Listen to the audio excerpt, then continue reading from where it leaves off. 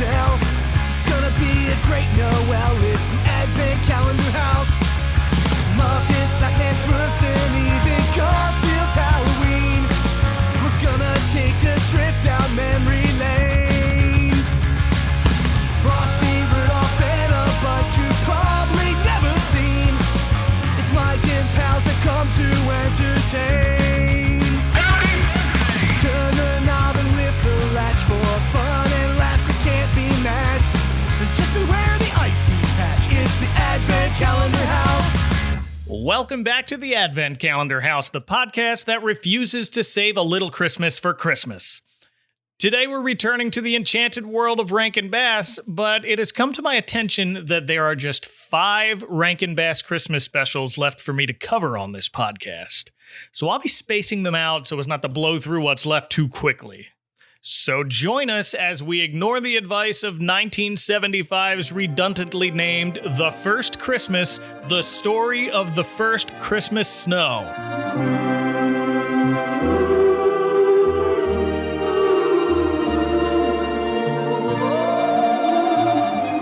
I am bumbling parish priest returning home to find someone's been sleeping in my bed, Mike Westfall. And joining me is a nun who somehow has never seen or heard of a Christmas card. Please welcome Mike Troxel. Hey, Mike. Hey, I'm excited to be here. I'm especially excited to really finally hear the story of the first Christmas today. Good. Maybe we'll hear it because I feel like the title of this is very inaccurate. It is neither about the first Christmas, nor is it about the first Christmas snow, but hints of it are in there along the way. But thank you for coming on. I'd like to ask right out of the gate, what is your history with this special, and do you remember watching it for the first time? I do. So sometime shortly after my wife and I got married, we would just DVR. It was in the advent of the DVR time. And we would DVR any Christmas special, anywhere from ABC Family. Yep. And it was one of those that we had no idea what it was. And we watched it once and we weren't super thrilled about it at the time. But that was my only experience until preparing for this that we had with the special. Nice. My story is very similar. I missed this as a kid. Earliest I would have seen this was in the early aughts, also on ABC Family. This one seems like it's easy to forget about, especially because ABC Family used to kind of shove the less popular ones like this into a time slot at some ungodly hour when few people were awake to watch it. Yeah, it was always an ungodly hour. Like I said, we DVR'd it, so we probably ended up watching it sometime in February because we had so many Christmas specials that we just couldn't cram them all in there before Christmas. But yeah, I got a DVR a little later, but I had the same thing, and unfortunately I couldn't transfer any of that, so it was I was at the whim of if I had a DVD or find it on the internet, which thankfully there was a copy on the internet. Actually, by the time I publish this, we will have had the release of the complete Rankin Bass Christmas collection, which is not completely accurate, but close enough. I saw that. That's exciting. I'm hoping they'll release that digitally too, because I'd be excited about purchasing it that way. I hope so. Yes. But since AMC got the rights to show the Rankin Bass collection back in 2018, they've actually done a good job of airing this one and a lot of the more obscure ones multiple times over the course of December. So I feel like a lot of adults have only recently watched this for the first time over the last few years. And it seems to be well liked among the people who have watched them all. I looked up some lists ranking all the Rankin Bass specials. Rankin. And the highest I saw this one ranked was by Emily St. James for Vox. She put it at number 3. I saw that. I looked up lists too.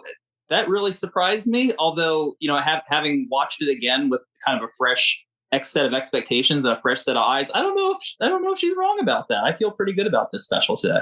Yeah, a lot of respect. I wouldn't put it at my bronze, but I like the boldness of that ranking, and I don't really have a desire to rank these, but probably wouldn't have given it third place.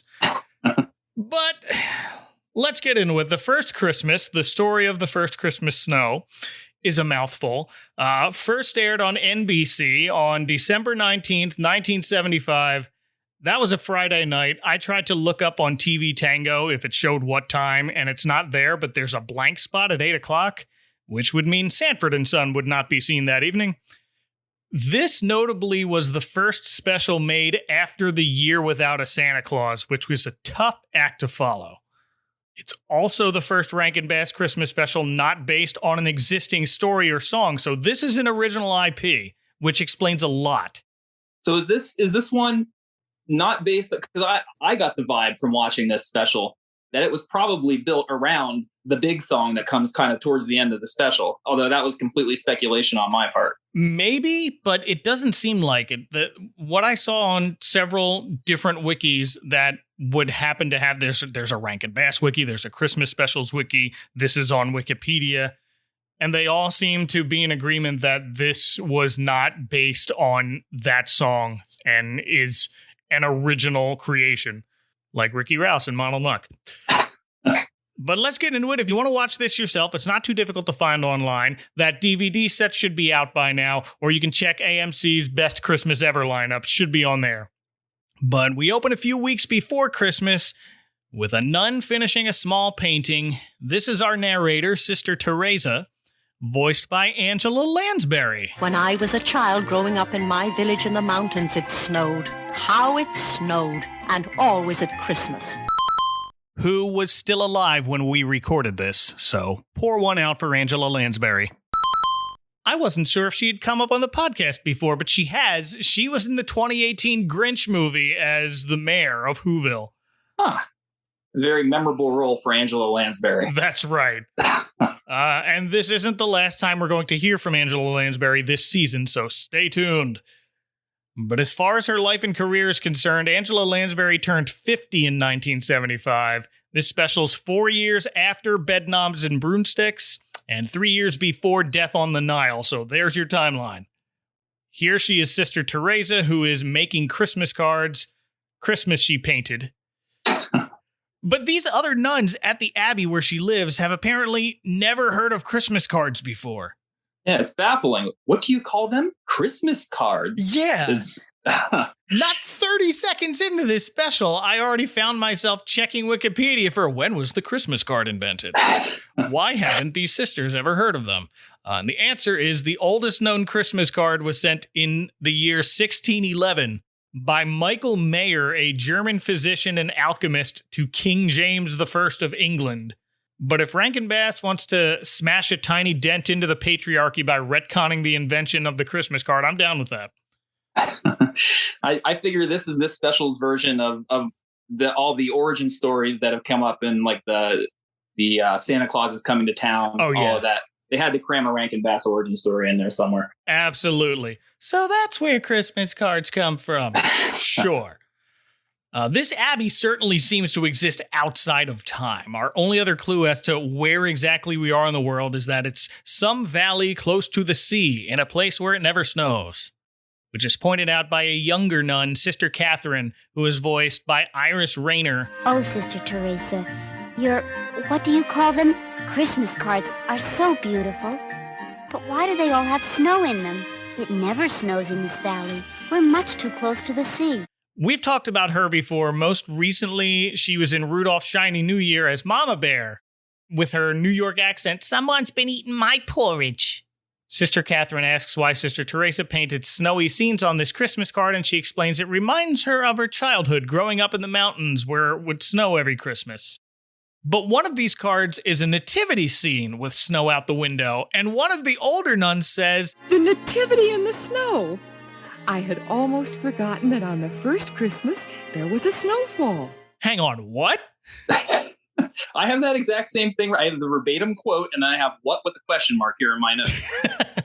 That's not biblical. And these ladies seem to know Bible, right? I would think that's part of the job.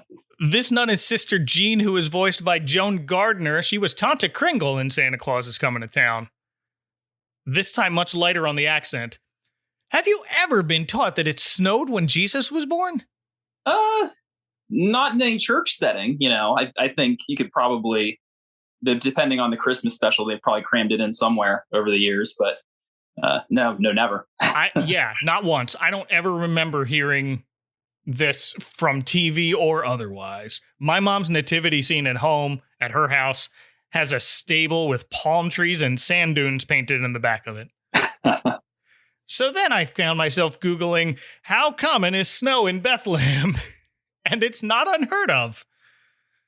In modern times, it snows in Bethlehem in December about every 3 or 4 years, but it doesn't look like it's enough snowfall to have it be a white Christmas. No biblical accounts of Jesus' birth mention snow, or December for that matter, so I don't know where this snow on the first Christmas thing came from.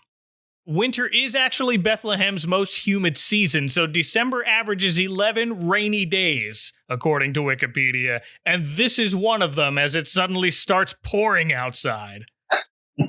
And as lightning strikes a nearby tree, Sister Teresa sees someone out the window stuck out in a thunderstorm, so she calls the other sisters and they go in the pouring rain to see who's out there and if they need help. Sister Catherine, I'm afraid something terrible has happened. And that's when the opening credits start, as all of Sister Teresa's beautiful Christmas cards just get left out in the rain. I thought that was a pretty well animated segment. You know, intermingling the Christmas cards with the sisters, you know, kind of traversing the mountain area. Yeah, Rankin Bass is so good at the opening titles. They're always so creative every time, and I thought that was a neat way to do it. But the poor cards got caught in the rain. But after our cold open, the first thing we see are two hungry wolves mugging the camera with their tongue sticking out like, yeah, we're eating tonight. We see them again a little later, but they're never really a danger. And they're not eaten tonight, at least not this little shepherd boy who's lying on the ground as the sisters arrive and take him and his dog back to the Abbey. And that's where this kid wakes up to find he can't see anything. He opens his eyes and we see his pupils are white where the black should be. And Sister Teresa tells him the lightning strike must have rendered him blind. And flash blindness is a thing. Basically, imagine someone taking your photo with a big, large, annoying flash bulb. Now crank that up to 11, and that's what happened here to poor little Lucas. Does that flash blindness often last for long periods in your research, or is that just one of those things like, oh, you get your picture taken and you can't see it for a few minutes? This kid's got a special kind of flash blindness, I think. Yeah, it's a little of both. It can be permanent if it's something like a lightning strike. I think I read, but it didn't seem like a very common thing either. Lucas is voiced by David Kelly. Where am I? Waggles? Has the storm stopped? Why is it so dark here? Where are we? His only other credits on IMDb are other holiday specials I haven't covered yet. But he was in one called The City That Forgot About Christmas. There are a couple of others called Easter Is and Freedom Is. So there's your Mount Rushmore of religious-based holiday specials starring 1970s child voice actor David Kelly. So Sister Teresa tells us that like a good shepherd, Lucas's first thought was not of himself, but for his sheep. He immediately asks where they and his dog Waggles are, and the good news is they're all safe in the Abbey barnyard. We see Waggles wrangling the sheep into their pen, and I have a credit for the animal noises for Waggles and the sheep. It's Don Messick, the voice of Scooby-Doo. I saw him on the IMDb page, but it didn't say what he did, so I had no clue what Messick was up to on this one. I found that on Behind the Voice Actors. Credited him with both the sheep and the dog. And I can hear, like, Waggles. He kind of sounds like Astro, and that's the last time we heard Don Messick on this podcast as Astro in the Jetsons' Christmas Carol. So Lucas stays at the Abbey for a week, and then the parish priest, Father Thomas, returns from a visit to a neighboring town, and he opens the door to find some kid asleep in his bed. And my first thought is, why is your bed right next to your front door? Yeah, do we see more than one room in this little Abbey at all? There's this room, and then there's the room where they're painting the Christmas cards, and later they're decorating it. And that's it. But it looks like a big building. They're not living in a studio. I'm going to put my bed right in the front room here. I'll tell you, Mike, this Father Thomas, he seems like a real jerk. He does. Sister Teresa? Yes, Father, I'm right here. Oh, Oh dear, yes, indeed. Well, would you be so kind to explain him to me? So Father Thomas is voiced by Cyril Richard, who is best known from the Broadway musical version of Peter Pan as Captain Hook, opposite Mary Martin, if you've ever seen that. He died in 1977, so this is one of his last roles. His final role right after this was in Rankin Bass's adaptation of The Hobbit. He was the voice of Elrond. And I've brought this up once before, but also in 1975, he was in an animated movie called Tubby the Tuba about an anthropomorphic tuba who runs away from the orchestra to find his own song and get some inspiration from a singing bullfrog who's voiced by Cyril Richard. So Father Thomas walks into his front door, finds someone's been sleeping in his bed, calls for the sisters to explain what's going on, why haven't they contacted his parents, and here's where we learn Lucas is fresh out of parents. What happened to Lucas's parents? Poor Lucas's parents. We don't really get the story behind that, do we? We don't. They just say he doesn't have any parents. He's been out tending these sheep by himself. So Father Thomas allows Lucas to stay while he recovers, slowly learning to walk around while blind, with Waggles helping to guide him. But once he can get around okay, Father insists it's time to start thinking about sending Lucas to an orphanage. Little boys without parents belong in an orphanage and not in a church abbey. Well, my lad, I hope you're feeling better. And from every orphanage I've ever seen or heard about in pop culture, I'd pick the Abbey too. Yeah, they have this nice welcoming place for him. Well, welcoming except for Father Thomas, and they're just planning on shoving him off to wherever after that. That sounds probably like a bad deal for him. Really? Go find your own place to sleep. We then move quickly to Lucas learning to tend to his sheep without his sight to help him, followed by a scene where the sisters and some kids from the local village are decorating the Abbey for Christmas a few weeks earlier than Father Thomas thinks is appropriate. And he tells them so through a song called Save a Little Christmas for Christmas. Save a little Christmas for Christmas. Save a little spirit, put some love away. Think about the shepherds in fields as they lay, and save a little Christmas for Christmas Day. It's the anti-Christmas creep song as we record this in September. Mike, what do you think of this song? I thought it feels kind of like a classic Rankin Bass song. I don't know if it feels like a song for right smack in the middle of this special, but I thought it was an enjoyable song, I think. Yeah, this is a good example I like to cite when people complain that the Christmas creep, like it's a recent thing. It's not. They're writing songs about it back here in 1975. Well, then the Charlie Brown Christmas special was about the Christmas creep to some extent, wasn't it? That was a big part of it. And then you mentioned that the Charlie Brown's Easter special, it's the Easter Beagle Charlie Brown, had a joke. I think it was the year before this. I think it was 74. They're going shopping for Easter stuff, and the mall's decorated for Christmas already. And that is my favorite Christmas creep joke. But here, as Father Thomas is singing this song, he starts taking the ornaments off the tree and just putting everything back in their boxes. No, now you're just going to have to take them all out again in 2 weeks. It's 2 weeks until Christmas, Father. Just call a mulligan this year. Yeah, at that point, it's kind of a sunk cost. You just got to let the tree be decorated a little bit. Yeah. I only agree with this song about halfway. Yes, it's important to pace yourself. I know a lot of people on other Christmas podcasts who have talked about feeling depressed the day after Christmas has come and gone, and that's a real struggle for a lot of people. So it's important to find balance there. But then part of the song goes, don't rush the season or you will spoil the rhyme. Christmas was just a day, not all the time. How many other specials and stories and sermons have gone on about how we should keep the spirit of Christmas in our hearts all year long? And this father's like, nope, it was just a day. It wasn't even that special, to be honest with it. He doesn't really care about that one. No, nothing to base a whole religion on or anything.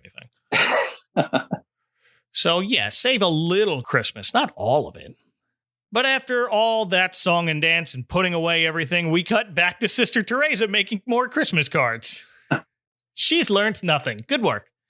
She explains to Lucas that she paints snowy scenes of her childhood home on cards, and Lucas asks her what snow feels like. Then he asks what it tastes like, which, yeah, you and I know to try and catch snowflakes on your tongue because Lucy taught us that. Taking away that scene, this kid's only exposure to snow when he could see was seeing it on faraway mountaintops. So how do you go from that to, I wonder what that stuff on the top of that mountain tastes like? Just that natural childhood inquisitiveness, you know? What does bleach taste like? Oh, Kids just want to know. They want to know these things. What if I stick my tongue into this outlet? Bet he tried to stick out his tongue and eat that lightning bolt. That's why he's blind. But Sister Teresa describes snow to Lucas as best as she can. It's wet, it's cold, it melts in your hand, and it is most beautiful when it falls on Christmas. And oh wow, it's already time for another song. Kinda. Yeah, this is a short one. It's more of a reprise. She just sings, Christmas snow is magic, as everybody knows. You'll never see a frowning face on Christmas when it snows. Mike, is this the shortest ever Christmas song? it might be. I was waiting for more. It just kind of ended. Yeah, and it was like, oh, we're done. You never see a frowning face on Christmas when it snows. Spoken like someone who's never had to shovel it.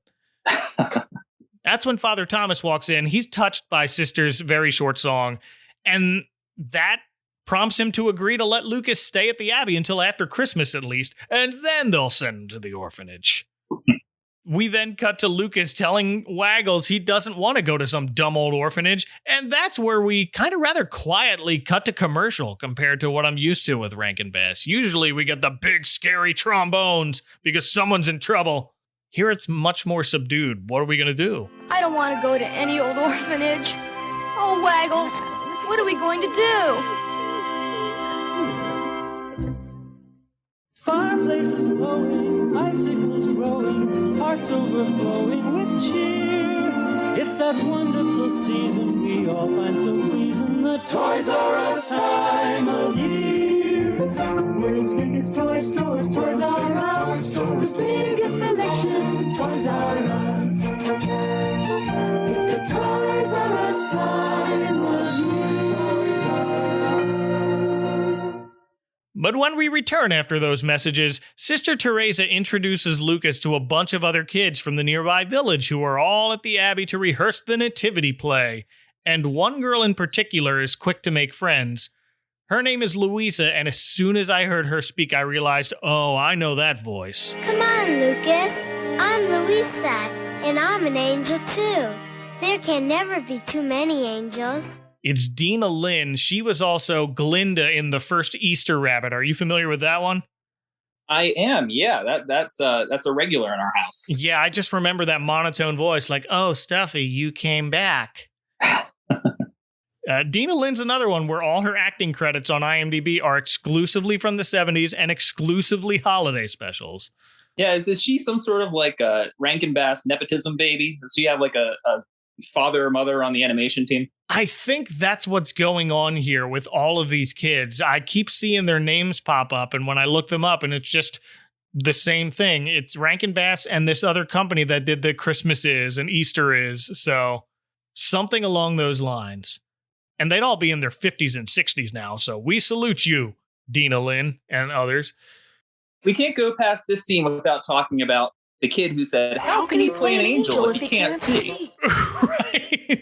That's pretty harsh, I think. Of all the things you can't do when you can't see, I think playing an angel, you could probably swing that, right? Yeah. They don't have to like walk anywhere. They just walk out on stage, and usually there's a bunch of them, so they're walking single file, and just kind of put your hand next to somebody, and they'll lead you up there. Yeah, they're both part of the angel chorus, so I think, oh, they're going to sing something like The First Noel or Away in the Manger. Nope, it's an original song called The First White Christmas. First white Christmas, where did it happen?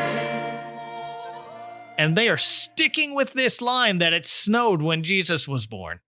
Yeah, I feel like the whole conceit really is just set up for the end scene. I don't think they have any actual commitment. Yeah, we don't get to hear this whole song yet, so we'll come back to that. Instead, we flash forward to Christmas Eve morning, and Lucas asks Louisa sort of a hypothetical, if you could have anything you wanted for Christmas, what would you ask for?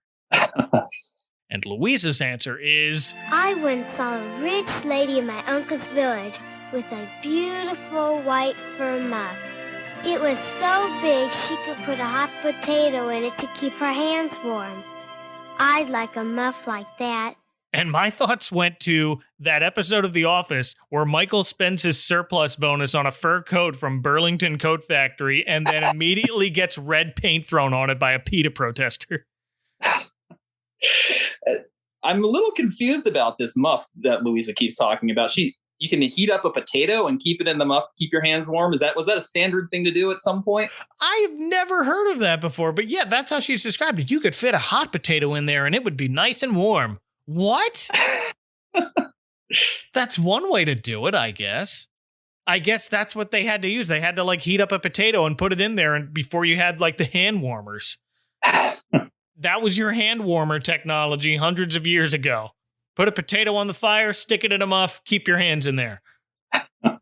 And then Lucas answers his own question by beginning to sing, I'm dreaming of a white Christmas. I'm dreaming of a white Christmas. That would be the best present, even if I couldn't see it. These are both good answers because they're kid answers. You can't ask an adult that, because the answer is always going to be something like, pay off my debt. But Mike, have you reached a point in your adulthood where you just don't ask for anything for Christmas or your birthday anymore? Yeah. I've reached the point where the less attention that's paid to me, the better. Yeah. Yeah, I think that, we have a kid, so it's all about showering your kid with gifts at this point for us. Absolutely. Yeah. It's a little sad, but more of a wistful sad. It's not something I think about anymore. My birthday's coming up as we record this. What are we doing? Nothing. It's going to be great. But with apologies to David Kelly, was I glad when Angela Lansbury took over singing that song? Yeah, it was a little rough there, David, but yeah, it turned around. I'm dreaming of a white Christmas. And that was another nice animation sequence for the White Christmas song, I thought. Yeah, they incorporate, so she's singing White Christmas. She imagines snowy scenes of Lucas and Louisa playing in the snow. Notably, Lucas, in her imagination, can see in these blurry fantasy scenes. His pupils are black and everything. And then they incorporated her Christmas cards in there toward the end, right around that with every Christmas card I write line, which was a nice touch. Every time I watch one of these Rankin Bass specials, Mike, I wonder, and I always look about whether they've ever released a compilation of Rankin Bass songs. And the answer is always no. I'm a little frustrated by that, because there are a number of nice songs and there are a number of maybe less nice songs, but you'd think with the number of Christmas compilations, horrible vanity Christmas albums, that somebody somewhere would say, there's enough people who'd buy a Rankin Bass box set or something and put that out there. I know, I look for that every year because I would really like clean cuts of a lot of these. One of my favorites from 'Twas the Night Before Christmas is that Christmas Chimes Are Calling song, which I would like a clean beginning to that, but they always talk over it, so I can't quite get it to where I want it, where it would fit nicely on a playlist. But best we can do is just record them and kind of fade up. So this is obviously the big popular song they got the rights to put into this special. But according to Arthur Rankin, Irving Berlin, who wrote White Christmas, really didn't want them to have this. Really? Yeah. I keep reading that he was strongly against it being in this special. Yeah, that song has been re-recorded and re-released in so many different ways over the last, almost 100 years at this point, right? Maybe I'm wrong about that, but no, yeah, you're right. But for 1 half hour, claymation special, that was the sticking point for Irving Berlin. Yeah, I guess. I mean, you got Angela Lansbury singing it, and she sings it fine here. So, I don't know. Irving Berlin, you wrote this song for a movie where Bing Crosby wears blackface, so you don't get to make decisions anymore. Well, after the song, Louisa's sister Octavia comes looking for her. Louisa, come on. We've got to go home and wrap Sister Teresa's present for tonight. And if her voice sounds familiar, it probably is. Octavia was played by Hilary Momberger, who also voiced Charlie Brown's sister Sally for a couple of years, including the movie Snoopy Come Home and A Charlie Brown Thanksgiving. And I immediately heard, like, oh, she sounds like a Peanuts kid. And now that you mention it, it stands out. I don't know if I caught that while I was watching it, but connecting that after the fact, definitely. Yeah. She's still acting today and also works as a script supervisor. She voiced the older Barbara Gordon on Batman Beyond. And she's also written a memoir called Peanuts to Percocet. Ooh. Not for the kids, I guess. I guess not. It's more, but it seems like a genuinely positive story. But here she's 13 years old when this special debuted, voicing Louisa's sister, who tells us they have to get home to finish their Christmas present to Sister Teresa. And Lucas's eyes may not work, but they tell the whole story to us. Poor kid didn't even know to get Sister anything. So he thinks up a lie and he thinks it up quick and just tells the girls, oh, it's a surprise. But now Louisa says, oh, I can't wait to see your surprise. So now he's in a bit of a jam. Because all he owns are a dog and some sheep. So he asks Waggles, hey, suppose when I have to go to this orphanage that y'all just stay here and be my Christmas present to Sister Teresa. Yeah, he worked his way out of that conundrum pretty quick. He just, within a second, he said, oh, just take the dog, take the sheep. I don't care. Yeah, I wouldn't have been able to think that quickly on my feet. His other senses are heightened. And fine, no pets allowed at the orphanage. Speaking of Snoopy Come Home. No dogs allowed. But outside Lucas's window are three boys listening in and deciding a dog and some sheep. What a dumb present, stupid kid. Did you hear that? He wants to give Sister Teresa his sheep. Ha! Imagine that. And his dog. Yeah, what a dumb idea. Apparently, according to Behind the Voice Actors, all three of these boys are voiced by Greg Thomas, who's another 70s kid who did a few holiday specials and nothing else. We last talked about him during Santa Claus is Coming to Town. He was the young Kris Kringle. But my, how the kindly have fallen. But if he's all three of these kids, that's pretty impressive because he manages to give them each a distinct voice. Yeah, that's you have to be a decent enough voice actor to have a conversation with yourself, I think, and pull it off. So good for him. Yeah. But these jerks decide, let's play a trick on Lucas, and it won't hurt anyone. Which I guess makes it okay in their minds. Yeah, it won't hurt anyone, and we could have a laugh. Yeah. Why not? And their prank is lock the sheep in a barn. Good work. But a different barn. A different barn. Multiple barns at the Abbey. Lucas goes to visit his sheep, which I don't think we've discussed yet, but he's named them all and recognizes each of them by their buying. So there are 6 sheep.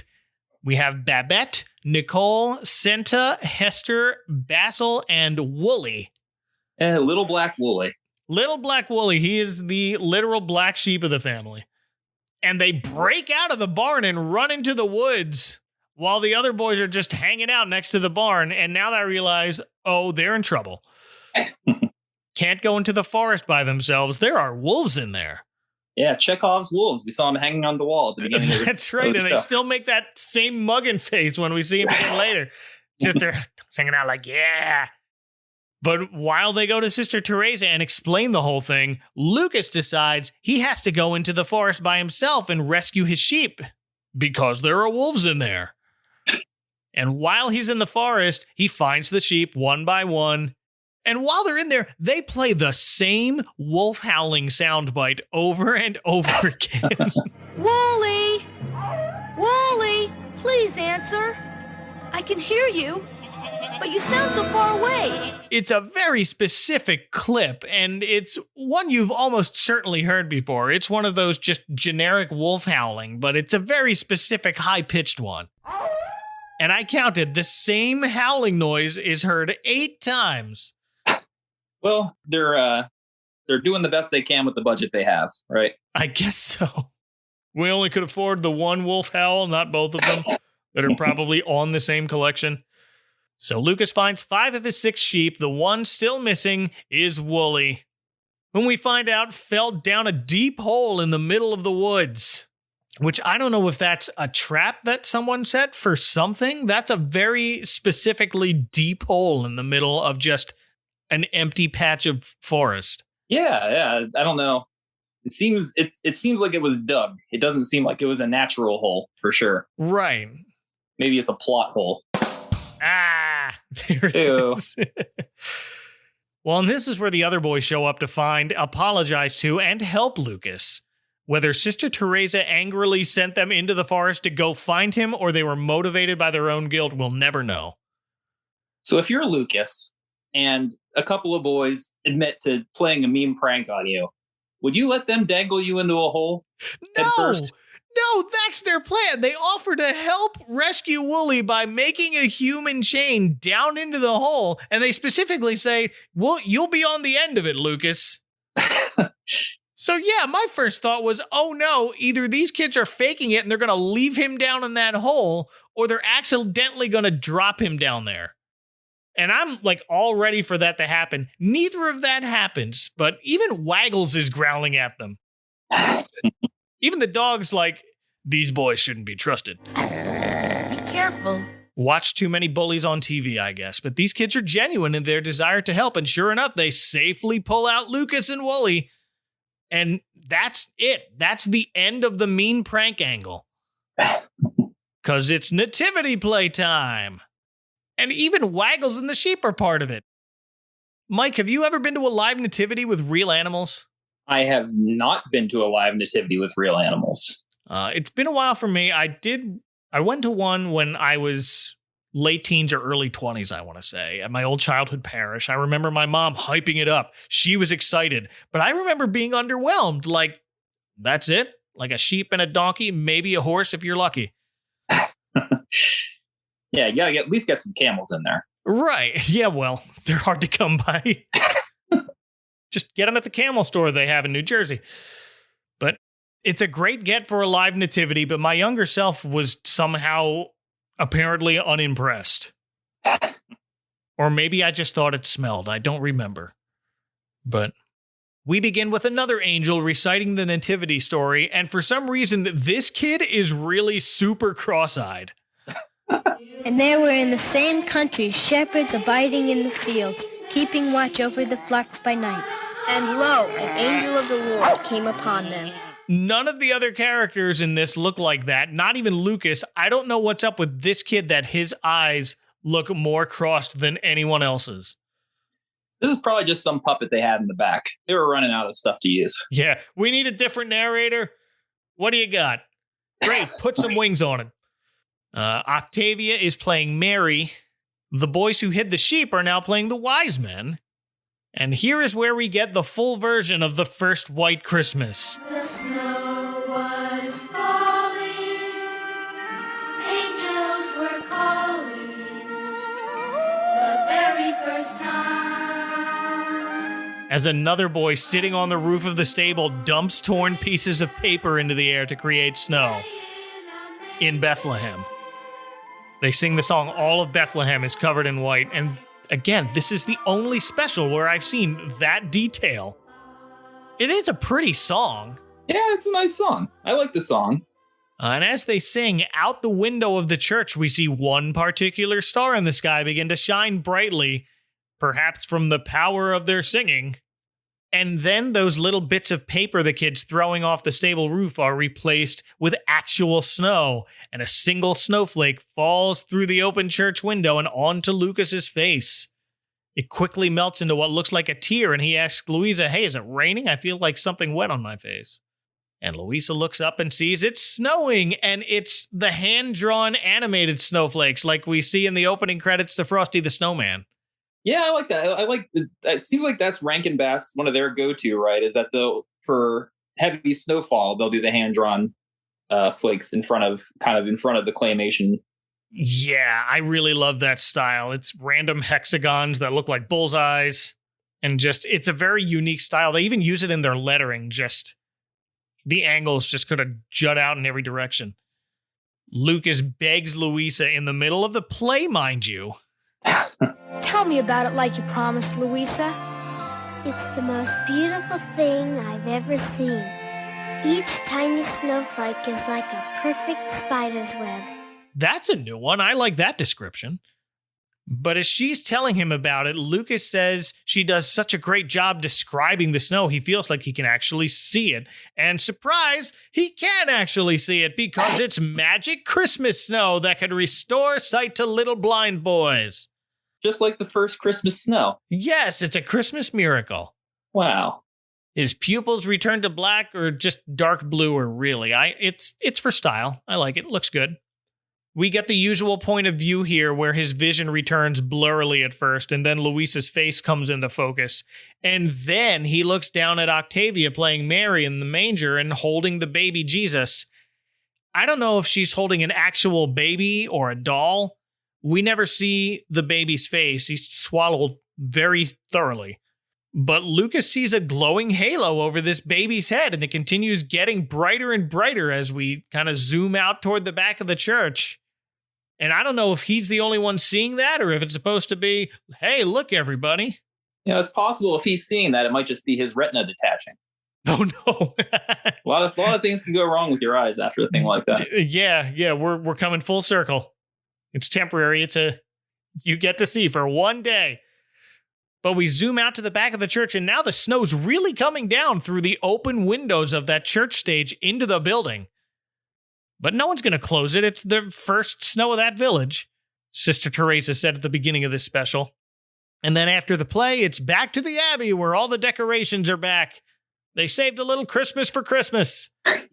And here is where Lucas gives Sister Teresa his dog and sheep, or at least he attempts to, because while she thanks him for the gift, she explains she doesn't know how to care for a sheep or a sheepdog. So I guess he's just gonna have to stay there at the Abbey and watch over them for her. I like that she didn't really clear this with the father before she asked. No. She tells him he can stay, and then she says, "What do you think, Father?" And that guy's kind of a jerk. I wouldn't trust that. Isn't that right, Father? I don't know whether she's guilting him into it or if she noticed like a change of heart, but Father Thomas admits, Oh, dear. Well, yes, I do feel that the best place for a boy with no parents is with people who love him. What a happy Christmas. The first real happy Christmas of my life. And Sister Teresa takes us out explaining it was the happiest Christmas for all of them, especially Lucas, who received a gift from God. And we zoom out to the falling snow again, and now the place is covered with snow as we fly over the Abbey, which fades out into Sister Teresa's Christmas card drawing of it, which was a nice touch again. But that's it. Kind of a short one, or at least it felt like it to me. How about you? Yeah, I appreciated its brevity. Yeah. Some of the Rankin Bass specials, they feel a little long in the tooth for me. Oh, yeah. I like this because it got in, it got out, and it got its point across. Yeah, it tells a really tight story in 25 minutes or less. I couldn't even imagine them drawing this out to an hour.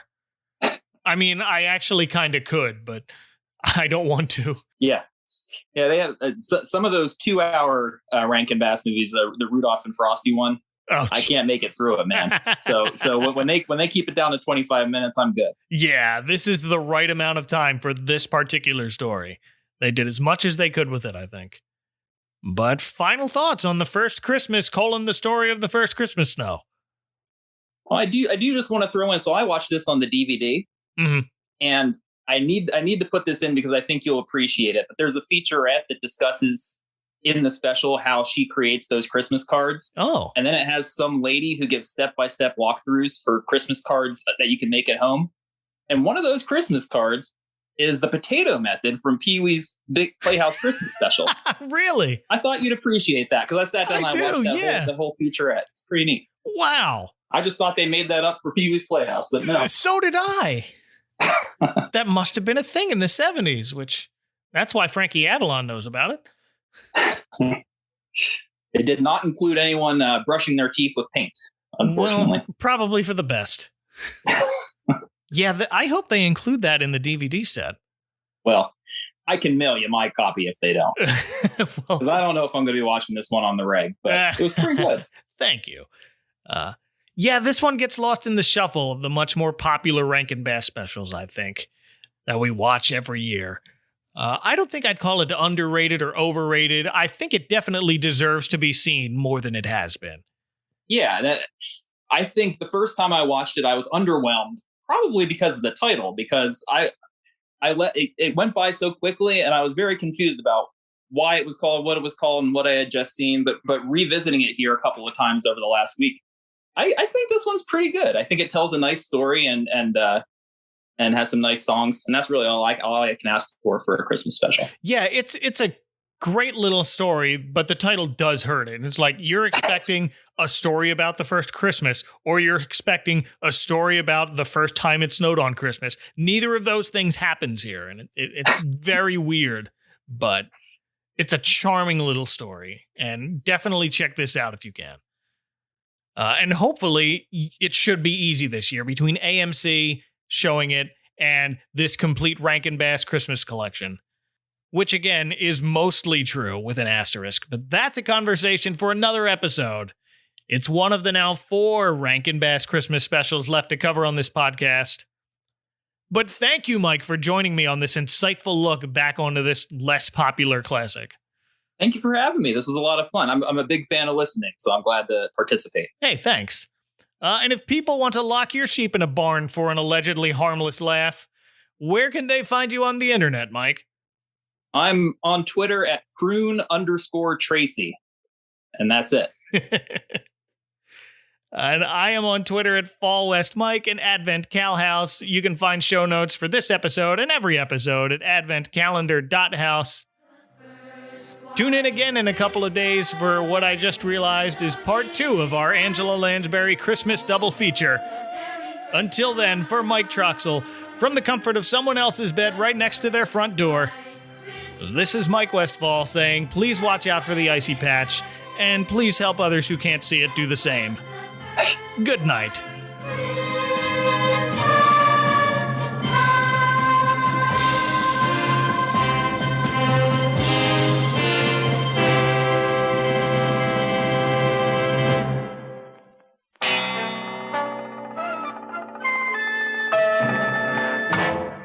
And now, these messages. Ho, ho, ho, ho! Merry Christmas!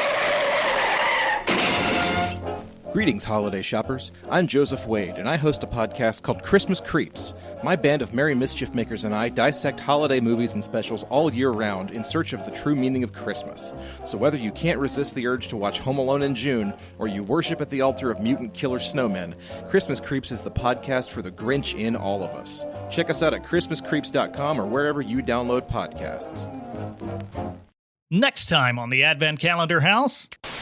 As long as there's Christmas, I truly believe. Give your family the perfect gift. Give them Beauty and the Beast, The Enchanted Christmas, now available on video.